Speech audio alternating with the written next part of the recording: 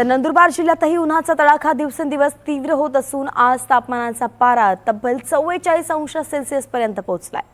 वाढलेल्या याच तापमानामुळे नागरिकांचं जनजीवन विस्कळीत झालं। दुपारच्या वेळेत रस्त्यांवरती शुकशुकाट पाहायला मिळतोय। नागरिक अत्यावश्यक कामांशिवाय बाहेर पडणं टाळतायत। उन्हाच्या तीव्र झळांमुळे लहान मुलं, ज्येष्ठ नागरिक तसंच कामगार वर्गाला मोठा त्रास सहन करावा लागतोय।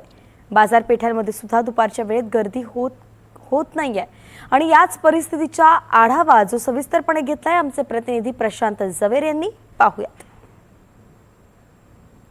नंदुरबार जिल्ह्यात मागील 2 ते 3 दिवसापासून तापमानाचा पारा जो आहे तो चांगलाच वाढला आहे। नंदुरबार जिल्ह्याचा आजचा तापमानाचा जर विचार केला तर आजचं तापमान जे आहे ते 44 अंश सेल्सिअस एवढं नोंदवले गेले आहे। मी सध्या नंदुरबार शहरातील एक गजबजलेल्या अशा परिसरात आहे। मात्र आपण पाहू शकतो की दुपारची वेळ आहे, रस्ते जे आहे ते निर्मनुष्य आपल्याला होताना दिसून येत आहे।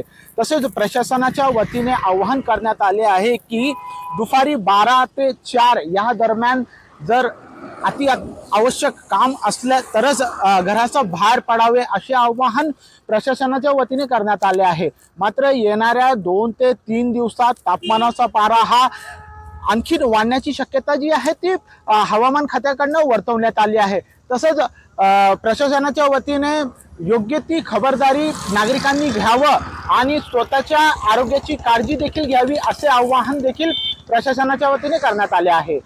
प्रशांत जवेरी, NDTV मराठी, नंदुरबार।